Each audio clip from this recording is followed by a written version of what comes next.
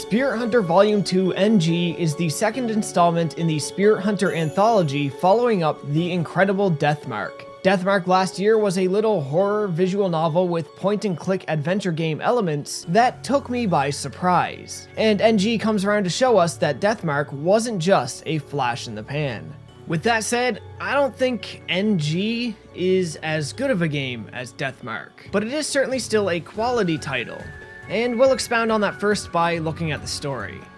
The game begins with our main character, Akira. You are able to name him yourself, but I left his name at its default. You're given a couple options to modify his appearance, though these are extremely limited, ranging from the "I am a man, I swear to God I grow hair down there" beard, to some "I'm more intelligent than you believe" glasses. His appearance overall comes off as just a little edgy, what with the Forever 21 choker and Green Day haircut and all. Akira, however, is a young man with a bit of a chip on his shoulder. He's a prize fighter with a violent temper and many low friends in high places in the Yakuza. Following a troubled past, he had taken on something of a new life, finding a maternal figure in an old friend and treating her daughter as if she were his own sister. One night, while simply returning home, the sound of a flute that only he can hear beckons him, and what appears at the source of its call is a doll-like girl named Kaguya. Kaguya is a demon girl looking for somebody to play with.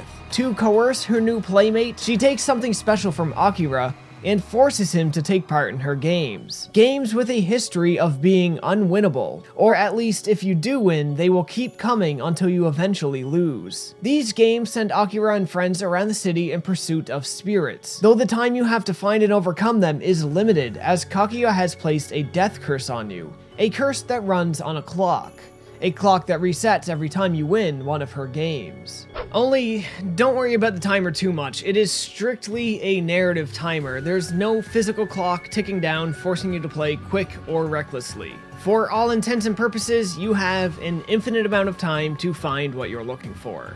To win these games, Akira must find the spirits, uncover their history, and learn how to kill them or purify them, each resulting in a different outcome. Such a thing is a simple task to express in words, but in execution, it is much more difficult, requiring Akira and his friends to pool all of their resources into research, investigation, and survival. As you venture around, you enter little first-person exploration segments. Using your flashlight, you will scan the environments to inspect items, to uncover clues, and gather materials that will be useful for solving puzzles, and overcoming your encounters with the spirits. There's times where the items you collect and Akira's reason for keeping them seem logically flimsy at best. It feels like the game just hands you things simply because you'll need them, and they had no better way of giving them to you. This does tend to cheapen some of the feel of exploration, and rob you a bit of the reward for your efforts, but it is a small issue at the end of the day.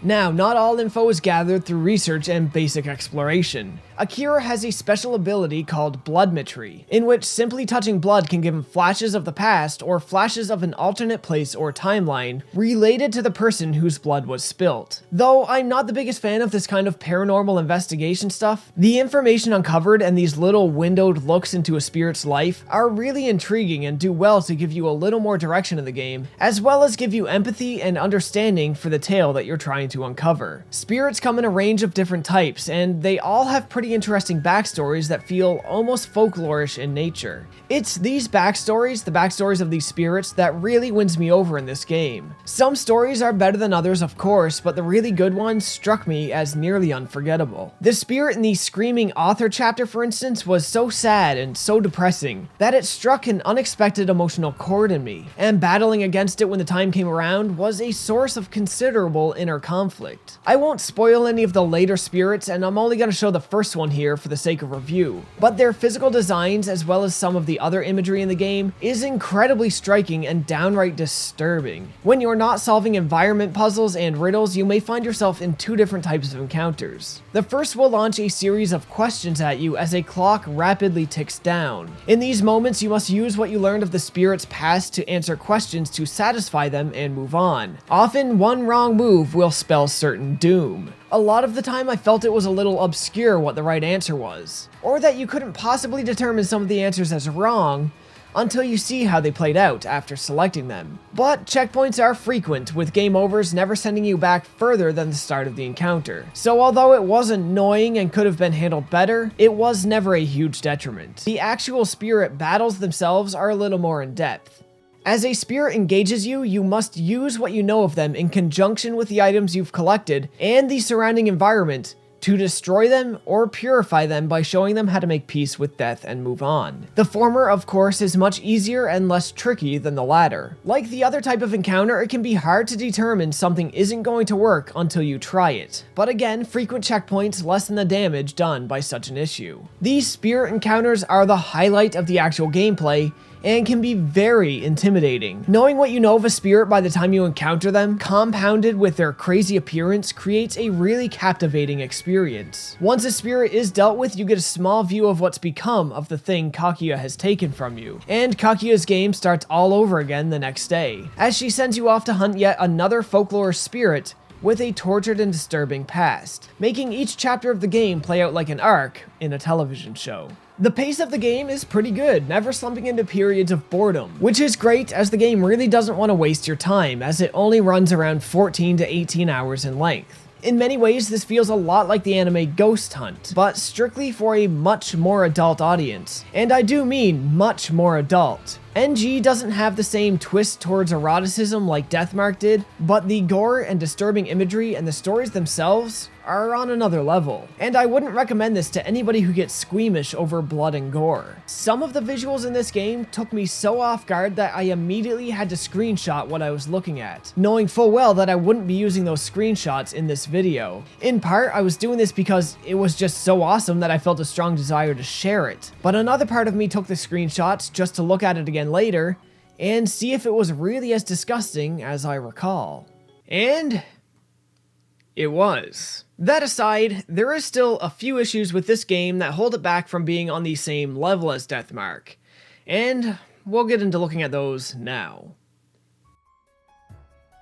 Personally, I'm not that fond of our little angry main character, and as I said before, how the game feeds you useful items and how obscure the correct answers are can feel really cheap at times. The through point of the narrative, while strong enough and interesting enough, isn't as compelling as Deathmark, and the same can be said about the various zones you explore. Here, in NG, we're mostly relegated to some apartment buildings, random suburban streets, and an office building. While they come with their own spooks and scares, none of them quite hit the dilapidated school or haunted forest from Deathmark. Now, it is possible that these zones can be made scarier. I played the game on normal, but at the start of the game they offer you 3 choices in how scary you want the game to be, or rather how often you want the game to feed you random spooks and scares. I chose to leave this on normal, as I generally feel that's the intended gameplay format and what would be most useful for a review. But what basically boils down to not scary at all and very scary are options that you can choose from. In retrospect, I probably should have chosen the latter. Beyond this, NG also has some standout technical issues. First of all, on the note of voiceovers, there's hardly any of them at all, and they are only Japanese. I don't take particular issue with this, but others might. The translation is fine enough, but some areas could definitely use a second pass, where at times there's missing words, typos, or sentence structures just feel, I guess, what you would call irregular.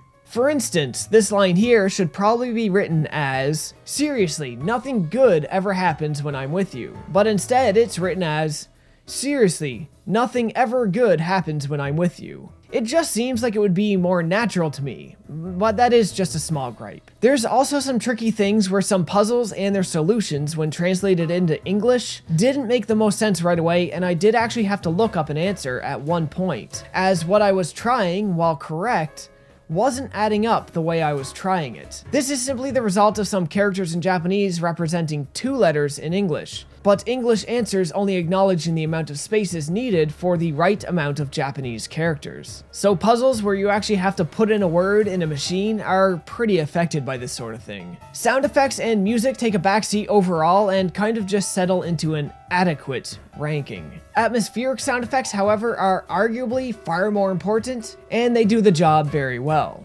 Character designs I thought were a little boring and kind of forgettable, but the art for the backgrounds are once again what I would consider fantastic, and how the flashlight breaks through the darkness of the zones, or how it doesn't in places, really helps set the mood. I did experience slowdown on one spirit's animation, and it was hard to tell if it was meant to be a dramatic effect or not, but whether it was meant to be a dramatic effect or if it was just the game slowing down, it wasn't a good thing regardless. Menu navigation during spirit battles has a significant amount of input lag, making your choice selection feel sluggish and even a bit disorienting when the menu scrolls to display the next items in the list. I experienced one crash that led to an hour's worth of lost progress. Thankfully, due to the game's fast forward function, it didn't take me long to get back to where I was. Despite all of this, and yes, I know it was a lot of complaints all at once, NG still delivers on what you want to play it for. NG is a significantly scary visual novel point-and-click hybrid, broken up into Spirit of the Week arcs, laden with sufficient amounts of tension and release, and some disturbing imagery and depressing, unforgettable character backstories to boot. On those grounds, I would say Spirit Hunter Volume 2 NG